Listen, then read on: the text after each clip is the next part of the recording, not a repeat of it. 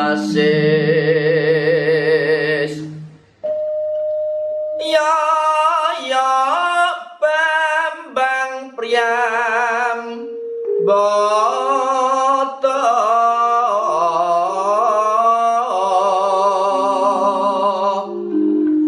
ingkang wus misuwur.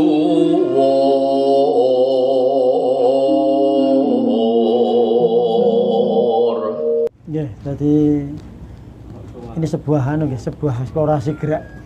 Sebuah eksplorasi gerak yang merupakan penggalan dari sebuah napak tilas sebenarnya. Jadi kalau menurut dari sesepuh di desa ini, di Sendang Jero ini ya. Jadi tadi Pak Haryoko mengatakan bahwa ini dulu diceritakan sebuah situs tentang peninggalan dari nenek moyang yang dulu, entah itu dari Mojopahit, entah itu dari sejarah Mataram Islam dan sebagainya. Namun pada intinya bahwa saya mencoba untuk mengeksplorasi sebuah jelajah, ya, menjelajahi bagaimana Sendang ini dalam tanda petik adalah merupakan sebuah petirtaan. Kalau dulu orang menganggap bahwa Sendang ini adalah petirtaan. Jadi ini kan sumber kehidupan, salah satunya adalah air atau terto, ya. Ada terto, bumi, tanah, air dan sebagainya. Artinya ini bagian dari hidup. Jadi kalau saya mencoba eksplorasi ini, menangkap dari apa yang telah disampaikan oleh beliau, para sesepuh dan para warga, termasuk para generasi berikut, ya, Mas Keli, Pak RW dan sebagainya, bahwa di sini tetap terjalin adanya sebuah upacara atau perjalanan adat dari warga. Ada yang mengatakan bahwa di sini ada nyadran Sendang, ada yang mengatakan ini ada bersih Sendang dan sebagainya. Itu sebuah peristiwa. Penangkapan saya sebagai seorang penari, saya mencoba mengeksplorasi itu lepas dari segala halnya bahwa ini ada sebuah petirtaan. Ya saya panuwun, sebagaimana kalau seorang akan melakukan tari itu kan harus panuwun dulu, dodok panuwun, kemudian berdoa kepada Gusti Ingkang Murbeng Dumadi. Di sini ya saya melakukan sesuai apa yang telah mengalir dalam diri kita. Sosok manusia ini kan memiliki beberapa hal, ya. Apalagi ini sebuah petirtaan, sumber dari kehidupan, air, terto ini kan air. Jadi yang saya eksplorasikan, saya mencoba bagaimana orang sebenarnya orang melakukan tirakat, orang melakukan, kalau pada dasarnya orang mengatakan bahwa ini semedi, ya, orang mengatakan semedi. Namun semedi itu kan ya nutup karena pesonnya. Jadi kalau orang tan samar pamering sukma itu kan artinya bahwa kita menutup semuanya. Sedang mau yang ngasepi, aswalir sepah samun, artinya sudah meninggalkan semuanya.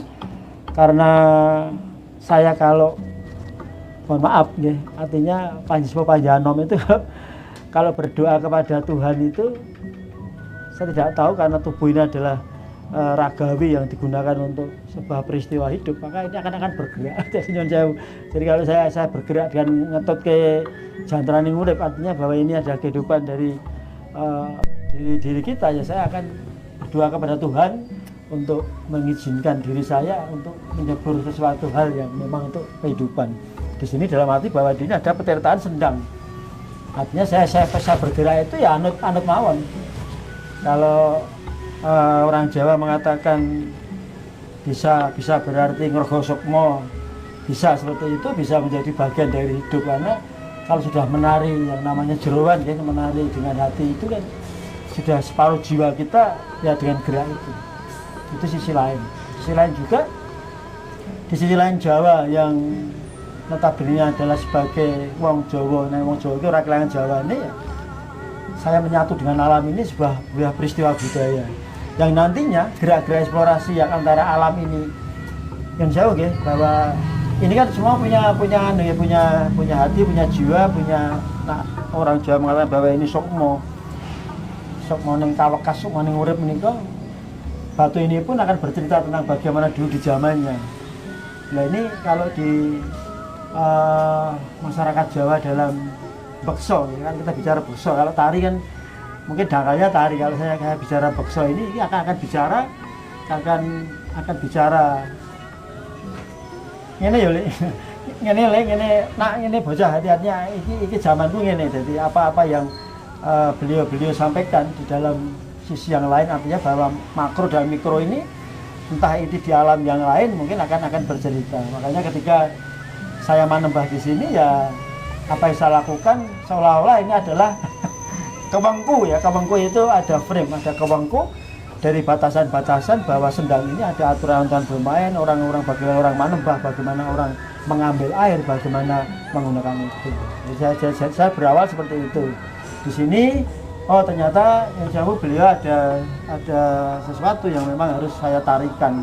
Jadi gerak tari ini kalau orang mengatakan bahwa ini adalah mengalir, bahwa ini eksplorasi, sebenarnya jauh dari itu. Kalau bekso Jawa itu ada kenok-kenong dan sebagainya, itu sesuatu yang memang manunggal di hati kita, manunggaling jiwa nih. Jadi bukan sesuatu yang aneh-aneh, bukan sesuatu yang musyrik dan sebagainya, tidak, karena ini memang kita menjiwai bahwa tarian ini seperti ini.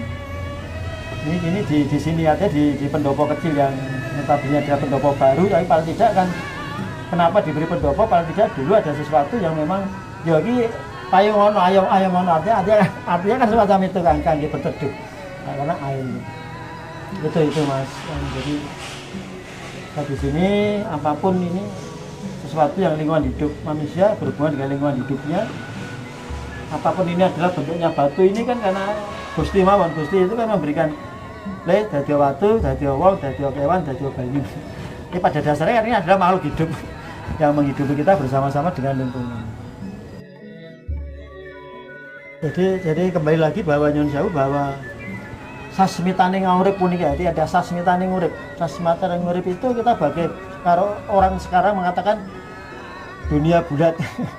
Dunia bulat, kalau orang dulu tidak percaya, oh masa ya datar itu bulat, tapi paling tidak di dalam sirkus kita, kehidupan kita, sehingga dari sepapat lima pancer gitu, papat lima pancer, itu artinya bahwa Nyun Sewu ini dari sisi yang lain, kita bicara Jawa, ternyata alur setelah kita berdoa ini kan kita harus menapak menjalankan apa yang diperintahkan oleh kehidupan kita, oleh Gusti, oleh Sang Karya Jagat, oleh melakukan dan kudu ibadah. Ibadah itu kan tidak diabari arti tanda petik setelah kita berdoa pada Tuhan. Ibadah ini kan memberikan sesuatu kepada lingkungannya. Jadi artinya bahwa pemengkon selo matangkep ini kan menjadikan tuntunan. Kalau kita tuntunan, nuntun kono, yang banyu ki ya penono kan gitu ya. Artinya Tirto Maneges, Tirto Sodo, Tirto Paninggal dan Pandulu ini kan sebenarnya ada 4 unsur yang ada di sini. Kalau menurut kacamata saya, menurut batin saya, itu tidak hanya sebagai Tirto Sodo, tapi ini ada Tirto Pandulu, Tirto Pangrengo dan sebagainya, kan ada titik. Maka ketika saya berdoa berjalan begini, ya Nyun Sewu ini ada sesuatu tuntunan ya.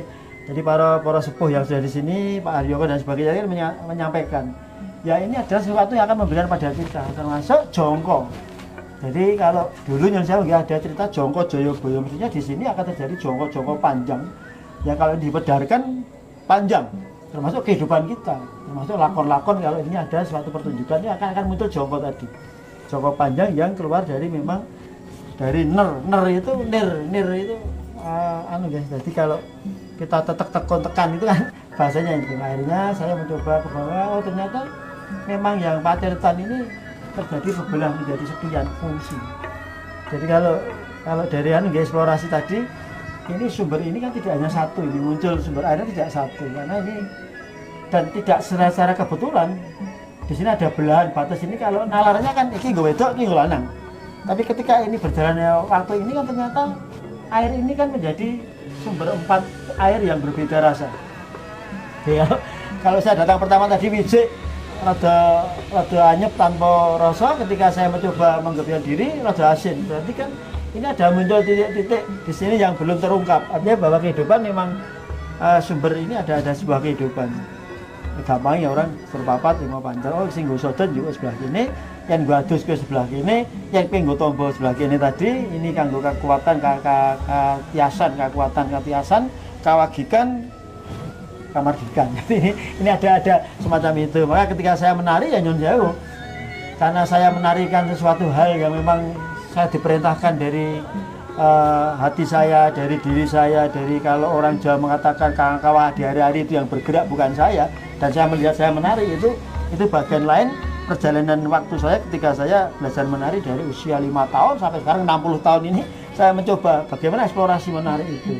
Akhirnya muncul, oh adegan satu adalah memang ini Kaputren. Jadi kalau menurut panjenengan beliau tadi Pak Yon ini adalah Dewi Suprobo, Mbah Dewi Surabaya itu dewaning istri dari Janaka yang memang turun dari langit, dari bidadari bernama Suprobowati, ayu aning wanudya. Jadi ini ada seorang perempuan. Jadi kalau memang kita mau di sisi lain yang pengen ayu terus ya dosa banyu iki. Kan ngono kasarannya seperti itu. Jadi memang ada mitos itu yang belum dibangun. Jadi ini menjadi sebuah tetaan yang mahal sebenarnya seperti itu.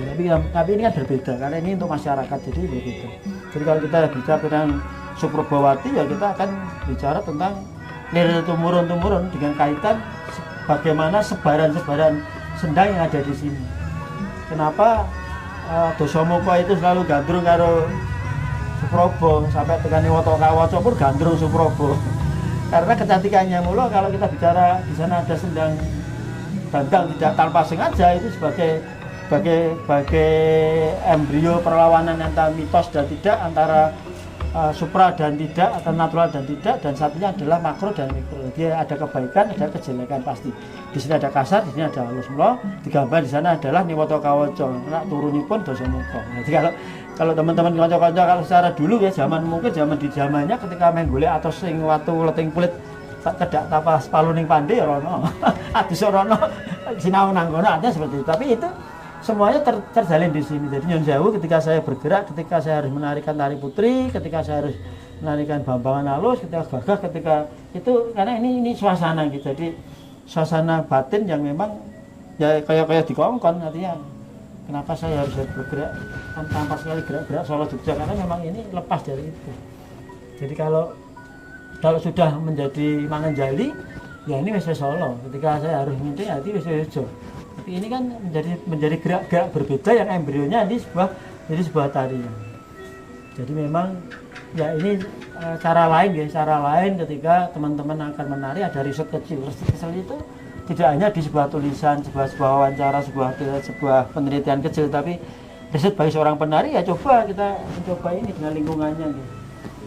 Jadi bukan berarti ketika saya harus pindah di sana memang itu ada net kita, batin kita, oh aku nak adus nang kono karena itu banyu ki aku nyegerke awak ngumpurke panjang umur. Ini nak kurap nang ini memang benyo bagus. Ya seperti itu. Awet bagusnya awet ayune nggih. Ketika saya harus menaiki sebuah tangga yang tinggi, kalau gambarnya kita cendek jane kan dhuwur karena bayangan seorang penari kan tertatih-tatih akan melewati titik ketika di situ adalah sebuah partapan atau pesanggerahan. Jadi kalau saya matur ya menurut seorang sosok penari seniman yang saya lakukan ya pesanggerahan ada di sana.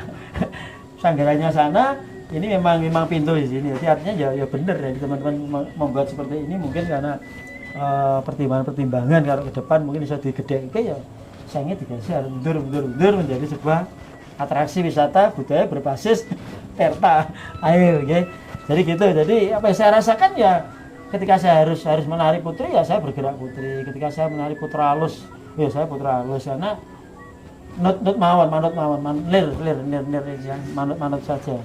Jadi itu adalah sebuah perjalanan. Tetapi nyun sewu saya harus berubah gerak-gerak ini ya bukan karena saya terus sakarepku dhewe ya tidak. Nyun sewu ini kayak ana sing nuntun ya. Ke sana ternyata di sini berbeda lagi. Oh, ternyata sampai setelah Paseban. Ini apa setelah ada pesanggeran ada Paseban. Ya, kalau kita urutke secara mikro makronya gaib itu kan ada gambaran. Oh, ini nggon Paseban, ini ngene.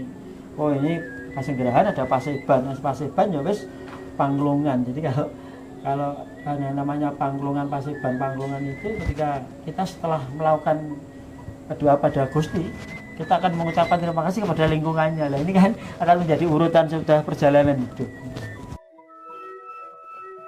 Gini kalau kita bicara Tirta kan bicara gampang banget ada air, gitu kalau kita bicara Tirta, air. Tapi air ini kan terbagi menjadi beberapa bagian. Patirtan yang dihasilkan oleh Gusti Ngamur Ping Dumadi berupa sendang, berupa air ini, tirta yang memang dari luar untuk kita masuk ke dalam. Setelah menjadi minuman, di dalam ini kan mengolah lagi menjadi sebuah cairan. Ya, ada cairan. Jadi misalkan anane urip menika amarga saking nur gitu. Nur menika kawujud saking abang, amarah, supyala, amah, mutmainah. Artinya air ini tadi menjadi darah kita. Darah kita, darah merah, darah putih menjadi liur kita, menjadi beberapa bagian-bagian itu menjadi tirta. Nah, tirta inilah yang menghidupi kita selama di tubuh kita. Kita pahami di dalam tubuh kita. Meskipun di dalam luar itu air ini sebagai sesuatu yang berbeda, tirta tadi. Maka kadang-kadang kalau ekstrimnya orang-orang Jawa itu banyu karo tirta ki beda. Nggih Jawa nggih. Ada istilah seperti itu. Kan banyu ki dudu tirta ning tirta ki banyu. Jadi yang jauh. Jadi ketika tirta masuk ke dalam tubuh kita menjadi rah, menjadi diri kita, ketika kita akan menurunkan. Kalau bahasanya kan menjadi titik ya. Nitis, netes, tetes sing titik, titis, tetes sing tadi neteske. Neteske sesuatu yang akan menjadi diri kita. Gitu, dalam bahasa yang lain mungkin beda. Tapi ini kan menjadi bagian yang mengolah diri kita. Nah, titik, tetes tadi bisa menjadi tekan, tekun, tetek tidak. Nah, itu tergantung apa perbuatan kita kan gitu nggih. Itu di dalam diri kita.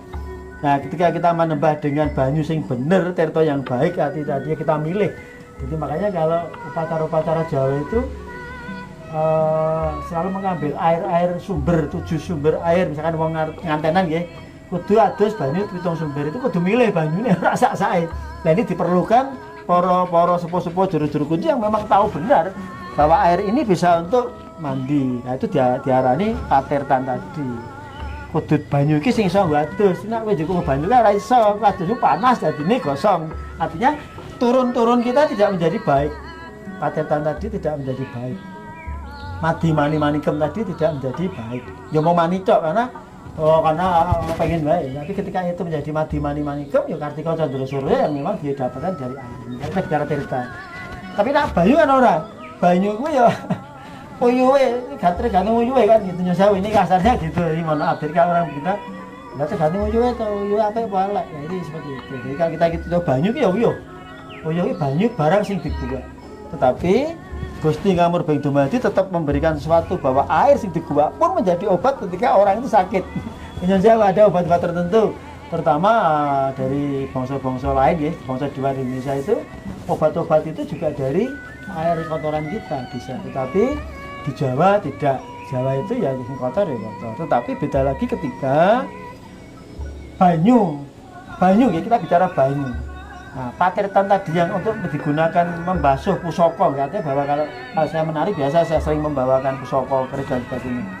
Patirtan yang digunakan kangge basuh pusaka tadi itu banyak sekali masyarakat Jawa kita yang menganggap bahwa air itu tirta tadi menjadi tirta busadane urip. Artinya kasudan urip, bisa ngurangi kita, daya-daya kita itu dari air sumber yang dari cucian pusaka. Ada seperti itu, meskipun jangan diminum, tetapi itu sebagai yang kok adus dan sebagainya seolah-olah melu adus. Meskipun kadang-kadang secara pengetahuan tidak boleh, karena itu kan racun yang dari cuci itu racun. Tapi secara ilmu pengetahuan bahwa air degan ini kan menetralkan racun, jadi aman-aman saja ketika pusaka dipun kumbah, gitu ya, dipun jamas ini kan nganggit toyon kita berapa sumber. Memang kalau di Jawa ada 9 tatanan. Yang pusaka kuwi 9 sumber, yang ngantenan adus wedok meh mitoni kudu 7 sumber. Termasuk ketika kita memohon keturunan bisa lahir itu ada 7 sumber. Tentu pilihan. Ada ciri-ciri tertentu kalau di negara tetangga kita itu sudah punya ilmu air. Oh, air yang ini namanya air ini namanya ini air ini. Ini air sumber dari gunung berbeda dengan sumber yang memang dari tanah yang tidak bergunung. Ini kan sumber air yang memang dari tanaman ini, dari tanaman. Beda dengan yang sumber gunung. Nah, sumber gunung itu kan untuk katiasan kan orang Jawa. Tadi yang gue pengen dudeng, pengen anu ya sumber gunung. Ini aku harus dadi wong sing jen kinajen, wong sing dadi pemimpin ya sumber sing memang dari lingkungan, dari alam itu yang dari pohon-pohon, dari sawah, dari letupan-letupan benturan. Tapi Jawa ada semacam itu. Karena oleh kowe munggah gunung kono mertopo yang kan jadi ratu. Ada semacam itu. Nah, itu perjalanan itu. Jadi berawal ini kan memang saya belajar menari itu kan memang gaya Surakarta gitu. Gaya Surakarta itu punya aturan-aturan. Oh, ngolong ki ngene, nak mruji ki ngene. Oh, yang kambeng ki ya kudu ngene. Oh, yang bapang ngene, kalang kinatang kudu ngene. Itu aturan-aturan yang diberikan oleh Solo. Namun tidak segampang itu ketika teman-teman atau dulu para winasis, para raja-raja do winasis, para empu-empu membuat tarian itu kan punya makna. Oh, kowe iki mangenjali. Mangenjali itu seluruh tubuh kita kan tek itu tetek. Anjali itu kan kendali. Kalau orang-orang sekarang aliran-aliran jeroan itu kan namanya kundalini ya, kundalini. Itu kan aslinya kan dari India untuk belajar kita untuk mengendalikan diri. Jadi menjali, jalinan, menjalin. Menjali diri. Itu kan menembah kepada Sang Hyang Wenang untuk berdoa agar ketika saya seorang penari melakukan gerak-gerak eksplorasi ini terhindar dari keselamatan dan lain-lain. Tetap karo Gusti. Nah, tanpa ekstrim kalau kita mengatakan wis mangenjali munggah karo lakuning jantraning urip, orang mengatakan bahwa ini adalah ukel karena ukel pusar ini hidup. Ukel karena ukel pusar dengan 5 jari ini. Cilik kelingking ya, jari cilik ya. Jadi wong cilik kudu iso ngengon wektu. Tep menjadi dari jari manis. Ya kowe wong cilik ben kumpul kali wong ya dadi wong sing manis berbuat baik. Nah, jadi pinunggul kan. Nek wis loro iki iso dadi pinunggul. Artinya begini. Jadi wong pinunggul ketika kita sudah mulai begini ya kowe kudu iso nduduhke lah kan. Nduduhke sing apik sing elek. Jadi gerak-gerak Jawa yang memang itu muncul. Nah, ini ya jadi wong sing pengpengan. Jadi bukan begini. Nah, ini kan rumangsa jadi orang yang terang, maka jadi orang pengpengan menjadi sasmito dalam sesuatu hal. Jadi gerak-gerak itu muncul memang karena saya belajar tari Jawa gaya Surakarta. Dan karena saya juga tinggal di Solo, tinggal di Jogja, dan tinggal di Semarang, menjadi akulturasi budaya, maka muncul gaya-gaya Jogja. Bapak saya itu kan turun Jogja, ibu turun Solo, meskipun dua-duanya ada saudara atau dulu yang namanya Jogja Solo saudara. Tapi ketika ini perjalanan waktu politis seperti zamannya oleh Belanda menjadi gerak yang berbeda, yang Yojong ini, Solo ini, akhirnya muncul bahwa menurut para sesepuh di sini dulu dikabarkan entah itu dari Mojopahit, entah dari Jogja, dari Solo, pokoknya ini adalah dengan ampiran, ini orang ngelaran, ini wong istirahat dan sebagainya, maka muncul budaya-budaya itu.